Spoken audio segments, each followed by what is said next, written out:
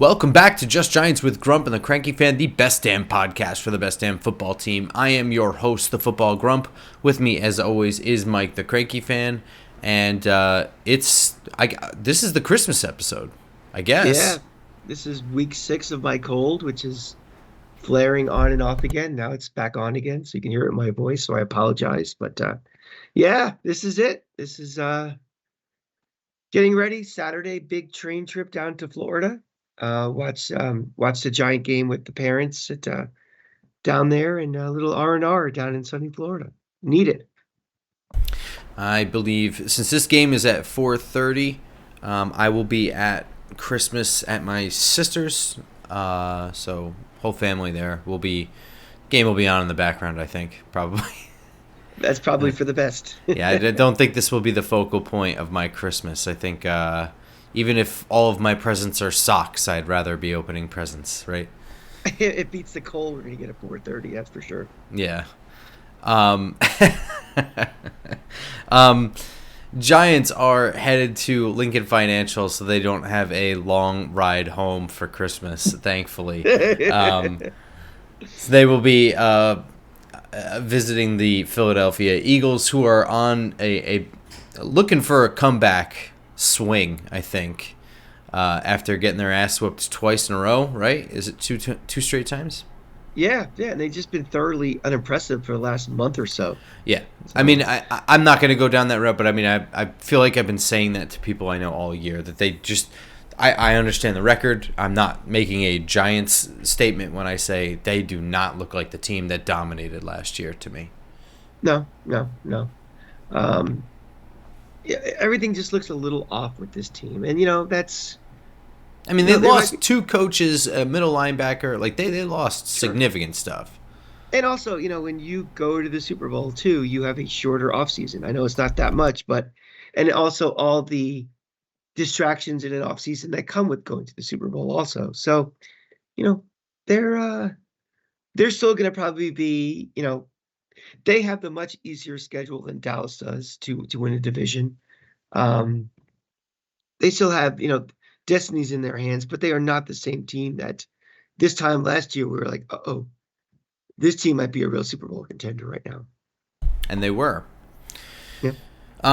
Heading into this game, we will get into a breakdown of whether or not the Giants can play spoiler to that easy schedule the Philadelphia Eagles have, that easy pathway to the NFC East Championship. After I crack open this beer from Autodidact Brewing, brand new one from an old favorite in Autodidact. This one's called Keeping Warm. It's a winter warmer, 6.6%. Hell yeah! All right. Oh boy. So high octane. For a high octane matchup, I believe. Oh boy, yeah. So why I am promoting a local brewery for no money whatsoever is because they are a small business just like this podcast that produces a quality product just like this podcast. So they could benefit from some word of mouth advertising. So crack open a beer from Autodidact, tell a friend about Just Giants podcast, and enjoy. Nice. Before we get into whether or not the Giants can... Ooh, that's good. God damn, that's good. I didn't know what to expect from that. Before we get into the actual matchup and whether or not the Giants can play spoiler or anything along those lines, injury stuff. Some not so good news. The Giants kind of had like a worst case scenario on special teams last week that was a little fluky. I was entirely fluky, actually. Sure. No, it was a little fluky. Never mind. Randy Bullock kind of pulled a hamstring, backup kicker. He did it while kicking off. That's fluky. Nothing you can do about that. And it's looking like Randy Bullock will not be playing whatsoever. So thankfully the Giants had that weirdo punter thing where they grabbed two punters at the same time. And it looked like it was going to... It just took a couple of days to happen to make all the roster shuffling, but... Putting Cade York, who was a fourth-round draft pick of the Cleveland Browns, had high expectations and had a shaky rookie year. Grabbing him and throwing him in the practice squad for future use seemed like the thing. And Randy Bullock was brought in here as the veteran, rent-a-kicker So they were like two different transactions, really. But now Cade York is stepping up to the plate.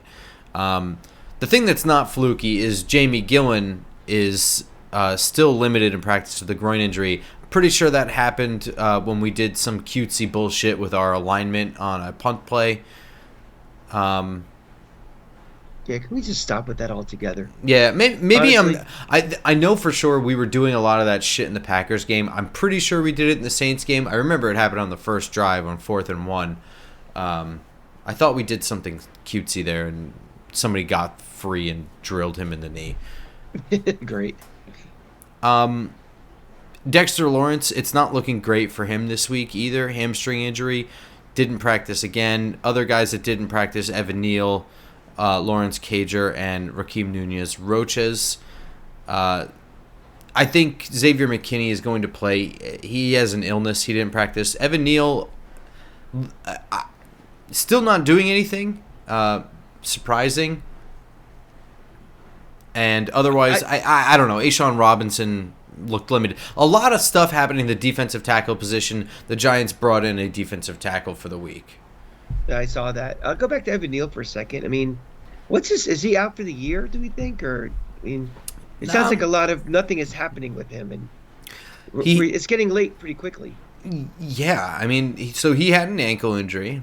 And I remember when it initially happened, it was reported by somebody that he could barely put any weight on it, and then like the time they saw them, they were on crutches. I don't remember if that was like later that day or the next day, but Evan Neal had like crutches or something like that. Given that it's an ankle, I think like immediately that's the kind of thing that will swell a lot, hurt a lot, and then go down slowly over time. So I don't think he's like a for the year. But given the amount of weight that he carries with him, the athleticism that comes from playing the tackle position and having to kick out further, and also just the jumble of feet around your ankles at the offensive line position, I don't know if maybe that prolongs things, or just the fact that maybe they weren't rushing him back with Tyree Phillips playing. At this point, I'm almost thinking that it's not the worst thing in the world if he does sit out the rest of the year. Let's get him completely healthy. Let's hope that we have a change in offensive line coach, so we have somebody who maybe does a better job of helping to develop him and help fix the problems he's had.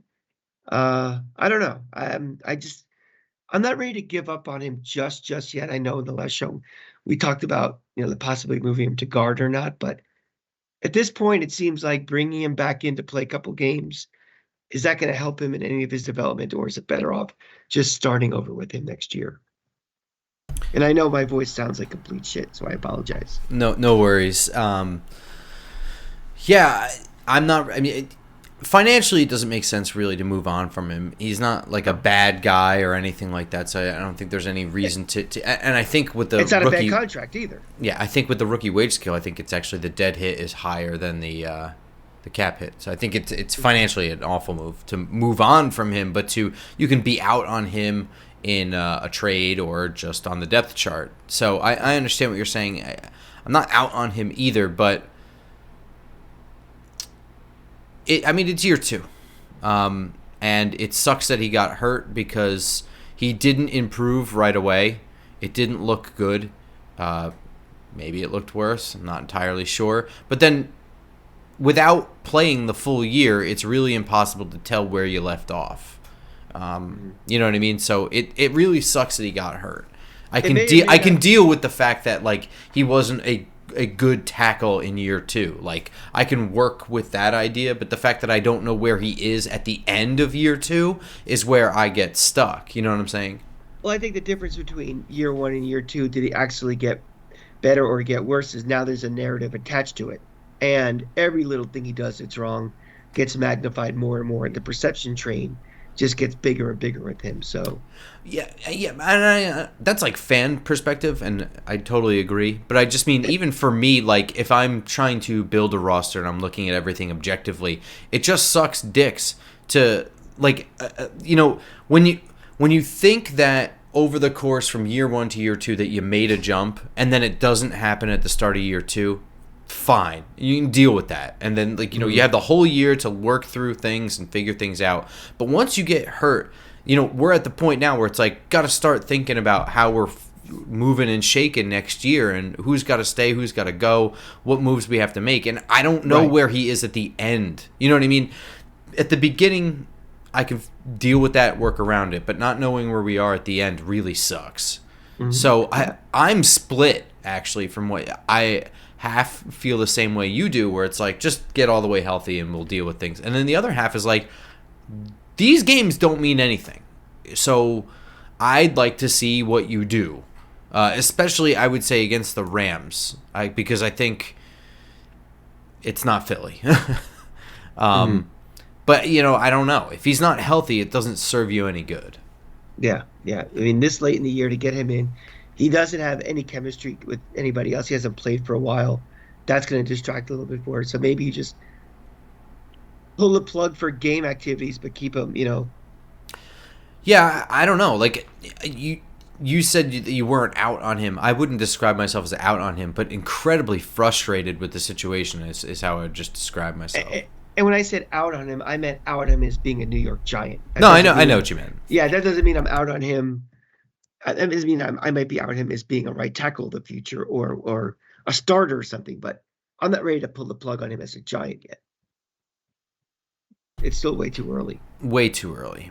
Other notable people who were limited in practice were A'Shawn Robinson. I mentioned before, that's 3 defensive tackles that were having injury issues. I guess this is time for DJ Davidson. Jordan Riley should be active probably for this game. Matt Breida with a hamstring injury. That's kind of interesting. Carter Coughlin with a neck. What is the story with Brightwell? When is he coming back? I think he just came back this week. Okay, so if Matt Breida can't go, at least we have a little bit of depth coming back. Yeah, for some of those snaps. I don't think they're necessarily the same runner, but I mean, at least this is an opportunity to see what you have there. You know what I mean? Yeah, I mean, well, also it just if they need someone to give Barkley a spell just to run, they have somebody who can do it. I think you could actually make the argument that Gary Brightwell as a runner is a decent complement to Saquon stylistically. I mean, he is kind of that north-south, just like head down, hit the hole. I mean, he's not great. I'm not saying he's good, but just stylistically, kind of what I think suits Barkley. He does the things that he doesn't do pretty decently. You could also make the argument because of the few number of carries Saquon's actually getting. Does he really need that much of a blow to have somebody else come and run for him? I think it might just be the fact that he's always being tackled by 4 defensive linemen and 2 offensive linemen fall on top of him every single play. That could be. Yeah. Predictions. I have something I'd rather talk about than this game, so I just want to get the game portion of this out of the way. With Philly on a 2-game slide and the NFC East up for grabs, Dallas looks really hot, even if they got the shit kicked out of them by Buffalo. Generally speaking, for the last month, Dallas has looked really, really good. Philly is not fucking around in this game. I know early when we did our pens and pencils, we were like, oh, maybe we'll get a relaxed Philly crowd, and this game won't matter. This game matters, and we are not getting a relaxed anything. Nobody's relaxed. Nick Sirianni's not relaxed. Howie Roseman could probably pinch out some diamonds. No one's relaxed in Philly. This game is over, and it's over early, and I wouldn't put it past them running the score all the way up. And at the same time, they also kind of took their foot off the gas last year when Davis Webb was throwing touchdown passes to Kenny Golladay. I'm just saying, I'm not sure if we're going to get the full throttle 50-0 in this game, or if we're going to get something like 38-10, which is actually what I ended up going with, 38-10 Philadelphia. You very astutely and accurately, pointed out how in the Green Bay game, the defense was set up to basically challenge Tommy DeVito. Last week, the defense took it to Tommy DeVito. Philly's not screwing around. You're right. They know that they're in the home stretch. They're fighting for the division title. They're fighting for home field at some point in the playoffs. They have a hard on for the Giants anyway, as it is. big brother, little brother syndrome. I think they try to put this away early so this game is out of reach. And if some guys need to rest a little bit in the fourth quarter, they can do it. Um, for all the faults and all the problems that Philly's had on defense lately, you're not going to see it this week. Not the way this offensive line has been playing, not with the still neophyteness of Tommy DeVito. I think this team is ugly early and late, and I think we lose this, 38-6, something bad like that. So we're roughly on the same path there. Yeah. In the spirit of what we're talking about with Cade York and with Evan Neal, I want to talk about some guys on the New York Giants that I really want to see something out of in the next 3 weeks. And for some of them, that might just be availability. And I kind of want to just go through them with you one by one. And I wish Evan Neal were on this list, and he's not because I just don't even know if he's available. So I guess since we already talked about him, honorable mention Evan Neal simply for availability purposes. I want to see that he can stay healthy. I want to see him go out there and compete. But the number one person on this list, I think we'll probably end up talking about the most, is Darren Waller. Darren Waller was the prize white whale, I guess, picked up in free agency this year, and we were all excited about him, and we could see why. In training camp, I mean, really, he was the primary target. He was number one guy. He's had some good catches this year. He's also been mostly invisible at times. And again, I don't know, is that Darren Waller? Is that Daniel Jones? Is it the offensive line, the whole offensive scheme, 15 other things? Don't know. But here's a fact. This year, his cap hit was very, very low. Next year, it's $14 million. Okay? It's $14 million for Darren Waller next year. The dead hit is only $8 million. My big problem isn't that Darren Waller was not really like a... I guess my problem is that Darren Waller did not, at any point this year, feel like he took over a game, quarter, half, or drive for me. Possession. Yeah, I mean, he's had really great plays. He's clearly a focal point of the offense, and I'm not taking anything away from him as a skill player. What I am saying is that he's very expensive next year. This is a team that I don't really know what position they're going to be in quarterback-wise. I don't know if the situation's going to get better in a quick 1-year span. He's a very expensive asset at this time, and he was not available this whole year. And that was the risk we had when we got him. Of course, but that's also why this contract was structured the way that it was, with a low cap hit in his first year and a potential out in his second year. I need to see in the next 3 games, at one point, Darren Waller taking over a quarter. I need to see against the Rams that he is unguardable or something like that. I need something to at least let me debate, because right now I'm out. I'm tapped out. I don't think that this is going to work. I mean, the preseason, narrative that was told to us was, we don't really need a number one wide receiver right now because we have Waller. If he's available, can work as a de facto number one. And that simply hasn't been the case. Even when he has been available, you're right. He seemed rather pedestrian when he's playing. Not that he's a stiff, not that he was, dropping passes all over the place, but just kind of, again, we always use the analogy, if we brought somebody in from Mars who doesn't know the game and I pointed out something, I'd be like, what do you think of that guy? And he'd be like, it's all right. Like, not the pedigree, what he has coming in here, what the expectation was for him also. I agree with you. I think that the first thing we need to see, besides, super production and making his mark on the field, is him being on the field. And we still have, 3 games left in the regular season? We still I want to see him in all 3 of these games. The majority of snaps, not somebody who's just laboring around, but someone who's contributing. Then I want to see, you're right, be the focal point. Be that number one option. I mean, we have a bunch of guys, who have potential to be good. Jalen Hyatt, we think in the future is going to be, a guy who can make, explosive plays. We have a collection of 2s and 3s at receiver. We don't have a go-to guy who's our, this is when I need to get a first down, this is my guy. When I need to, move the sticks, this is my guy. When I'm in the red zone, this is my guy. Waller could and should be that guy the way this wide receiver room is currently constructed. Let's start seeing that right now that make us justify and want to use him going forward next year and beyond. Yeah, I don't want to be out on him because I do think that he is as a receiving weapon, a game changer that we haven't had for a really long time at a position we haven't had a game changer. I mean, I think that he is a better receiver than Kevin Boss.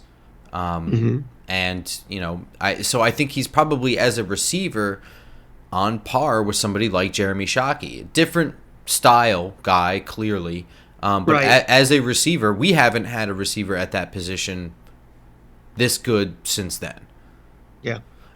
So I want to see stuff from here. This is not me out on him because I'm out on him. I need to know that next year, I need to know that there were other factors that made Darren Waller not effective this year or something, because there's no covering up the injury thing that happened with him. The availability aspect he already didn't follow through on. There's no walking that one back. But I need to see evidence in some way that he can be that guy. There was another reason that he wasn't that guy in other games. And again, that's the aim is to fix those problems.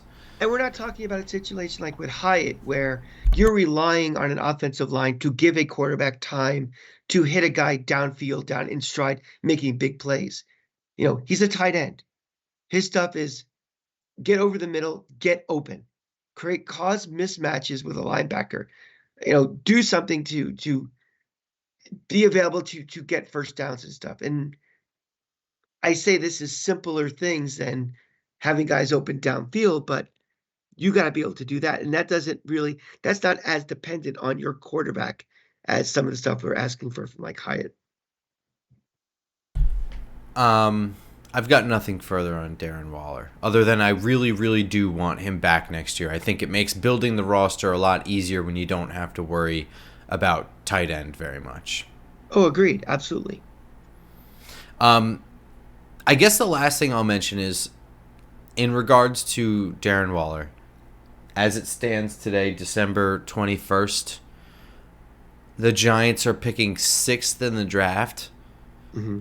Darren Waller's current presence on the Giants does not stop me from drafting Brock Bowers if that's what it came to. And at that point, moving on from Darren Waller entirely. Or, some teams have been very successful with two pretty good tight ends playing at once. Yeah. I mean, so let's not... But I mean, I would be more comfortable, I think, with a Brock Bowers type who's a better blocker than Darren Waller and a decent to good receiver, I guess, projecting into the NFL level. And then with Daniel Bellinger on the other side. I think that that's a more comparable duo because they offer both sides of the tight end position, whereas Darren Waller sort of kind of is a blocker, maybe, but not really. This might be a tangent. It might be a topic for another episode, but is there anybody on this roster who I am saying, well, I'm not drafting because I have this person? Very few, but I would say Andrew Thomas, Kayvon Thibodeau, Dexter Lawrence. Those are the players that are preventing me from making some roster decisions. Right, but those guys still, we talked about, I think 2 episodes earlier, we need another edge guy to complement Kayvon. Right. Yes. Andrew Thomas, there's a really good tackle. Yeah, but left, you know what I mean? They have very, very specific positions. Those that left tackle, that strong side edge, I'm not worried about those. I need a complement to Kayvon. I need a complement to Andrew Thomas. But my point being, though, there's very, very, very few people on this roster where I'm like, well, I got this guy. I'm not going to deal with that in the draft. So, yeah, I think even a good team year to year, a good team, a great team, you're not looking at more than 10 players ever year to year that are I am not letting my my offseason decisions be swayed because of this player. There shouldn't be many of those players. That's correct. That sounds like Yes. you're being too much of a homer if you've got more than 10. So, Yes, yeah, yes. you're right. Moving on to the next guy on my list. This one is also pretty tough, I think, because it's the same sort of position group, and that's Darius Slayton. Darius Slayton earned himself this second contract. He bet on himself to get it. He got a 2-year deal. I think he's going to end up being our leading receiver again this year. I believe it's like the fourth out of fifth year. Yeah. Something ridiculous. So he's certainly earned himself. I don't think either one of us is like Darius Slayton. It has to go, right? I mean, I don't have any issue with Darius Slayton already being under contract for next year. The problem is that next year he costs $8 million, but the dead out allows him gone for $1.5 million. This is not at all performance-based for me. It's just from a financial standpoint, it's an easy target in we need to fix a lot of things at once, and we will need money. Darius Slayton has not been amazing ever. He's been our leading receiver for he's never done anything wrong. This isn't a complaint, but is he worth $8 million? He's been our leading receiver because, quite frankly, there's been nothing else consistent. Nobody else that can stay healthy. Which is not a knock on him. He has been a consistent guy since he's been here. That has been what we expect from Darius Slayton. We have pretty much gotten from the get-go. Some drops are going to happen, but he's also going to follow through on a lot of things. He's going to be relatively healthy. He's a pretty strong dude. He's a pretty smart dude, and he's a really fast guy. Right. But my is point he being, $8 million? My point being, though, that when you put the words Darius Slayton and leading receiver on team, that's more of a product of everything else around him as opposed to him. Right, but he hasn't done anything wrong or been bad or anything. The biggest question is going to be, is his contribution going to be $8 million worth? Mm-hmm. So, it does. The way I look at it is that he's probably my last cut or whatever, because he's like my last ditch option.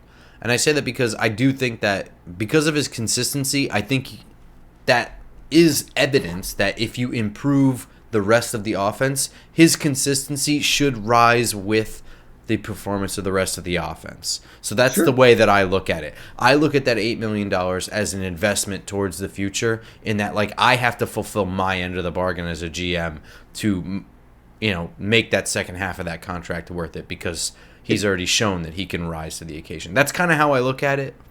Yeah, it seems weird, when you're talking about a guy like Saquon Barkley, and we're talking about, 12 or $13 million.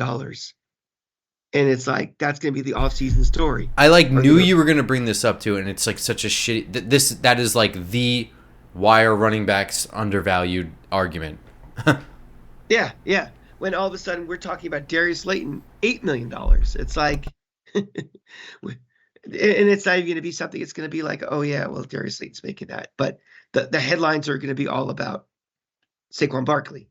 I think that Slayton being here next year will be the product of what we do with other contracts, and say oh, we have more cap space than we thought we did. We'll keep him. But if we re-sign Barkley, we're up against it. I think he's much more likely to be cut. Not so much for him, but what do we do with other contracts to decide if he's staying or going? I agree, and I think that's probably how I'm looking at it. But I want him to stay. I like the story. I like not having to fix more problems, honestly. These are 4 guys that I want to see things out of, because I don't want to have to fix these problems in addition to the problems that we already have. Well, let's clarify that then. I wouldn't mind keeping him, but I think there's still a problem in the room that he's still our best, most consistent receiver. The wide receiver room has to be elevated.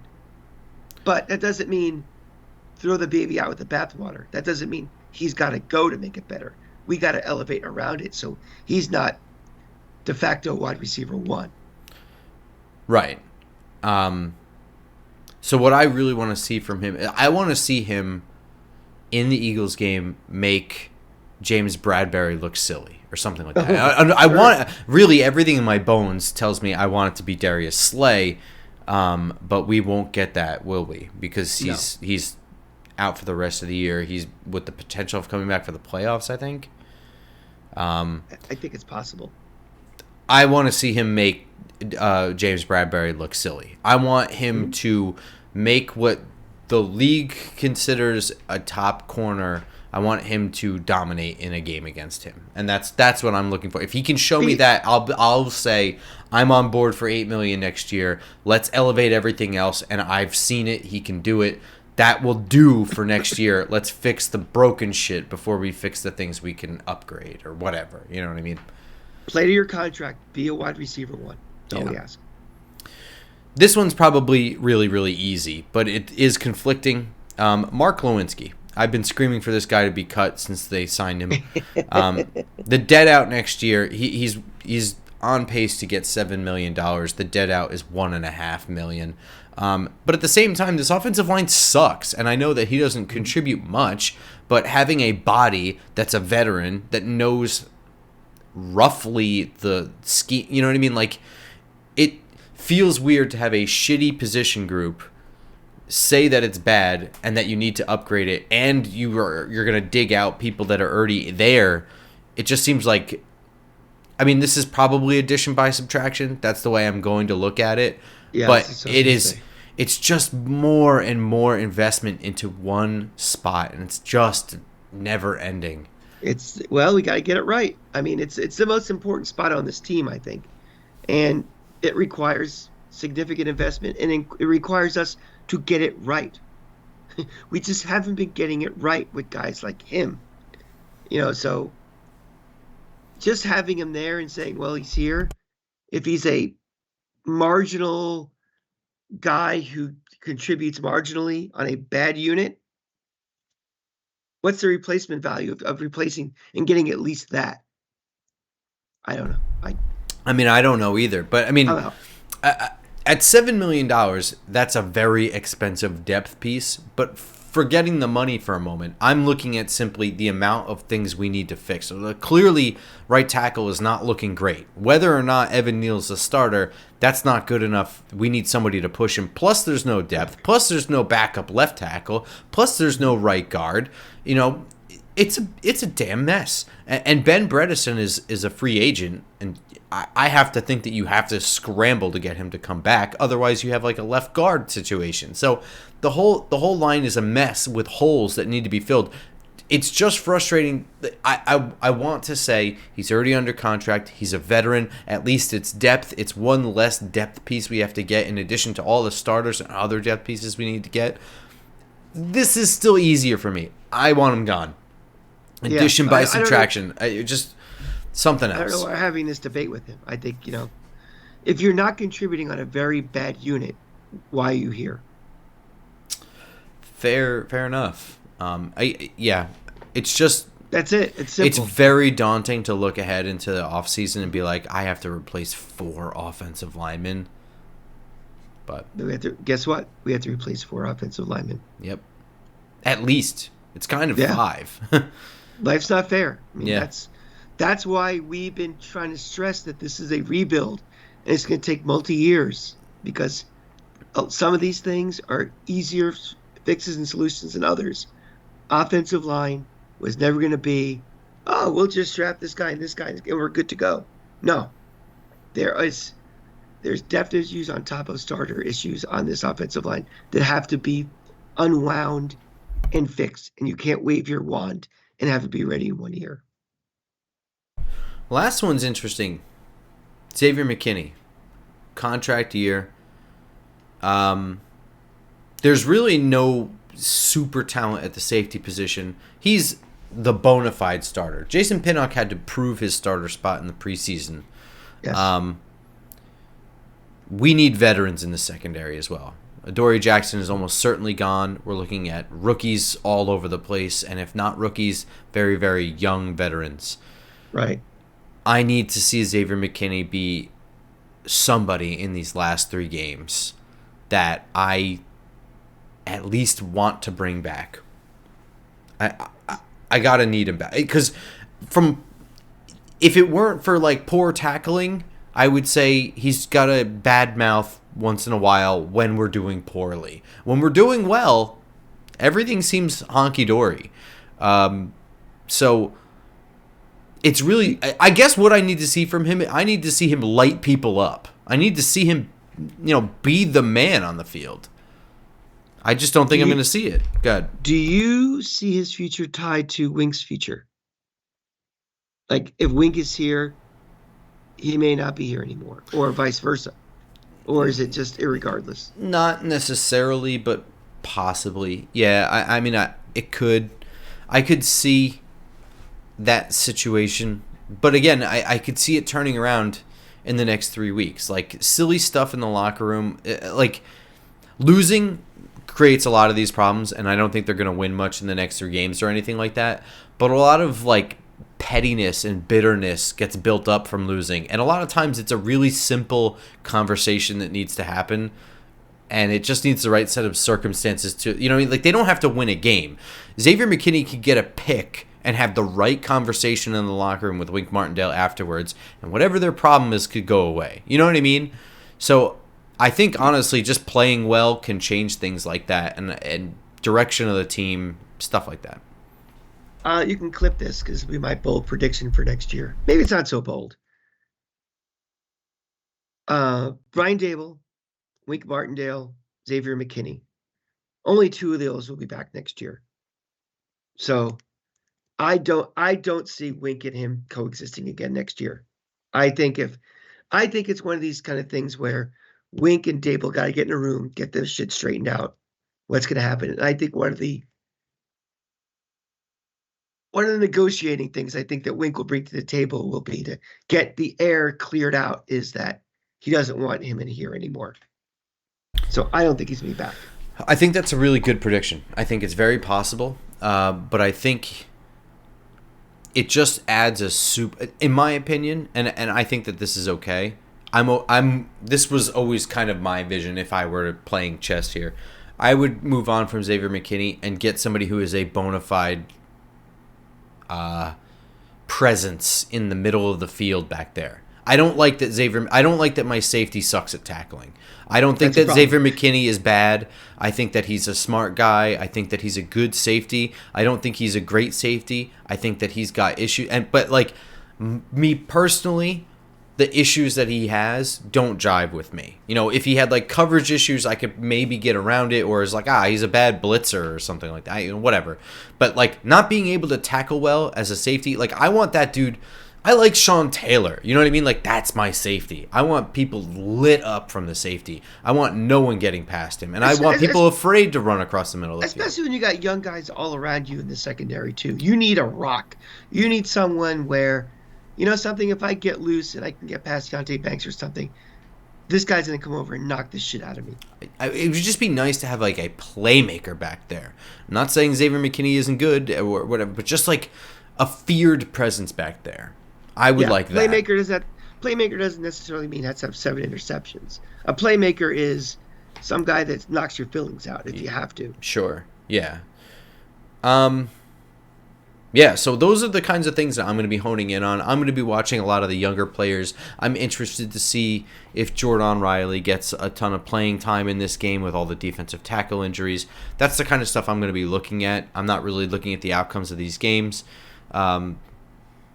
I hate to be depressing, but I mean, it's only 3 games. It's 3 weeks. It's Christmas. It's New Year's.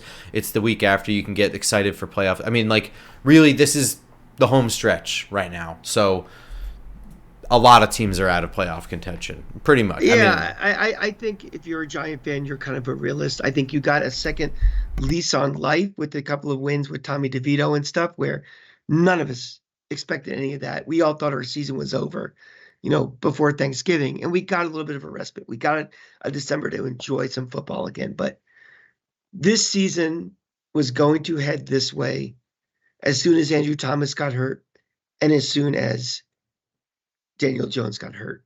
And now we're just playing out the string, and it's okay. There's 3 weeks left. We'll get through this. Hopefully that last Philly game will be meaningless to Philly. They bring out their scrubs, and we can pull out a win there. But it's been a very difficult season to be a Giant fan. It's almost over. Hopefully, we're all in clear minds going into this and know what we're expecting going into it. And I assume that we will be doing our episode Tuesday night for Wednesday morning. Yeah, I think Monday night is Christmas. I don't think we'll be doing anything Christmas night. Yeah. We'll do it Tuesday night. Sounds realistic. All right. And so we will see you all on iTunes, SoundCloud, Spotify, and of course YouTube on Wednesday morning. Until then, go Giants. Merry Christmas. Oh, Merry yeah. Christmas. Merry Christmas. Happy Merry holidays. Christmas. Yes. And Go Giants. go Giants, I guess.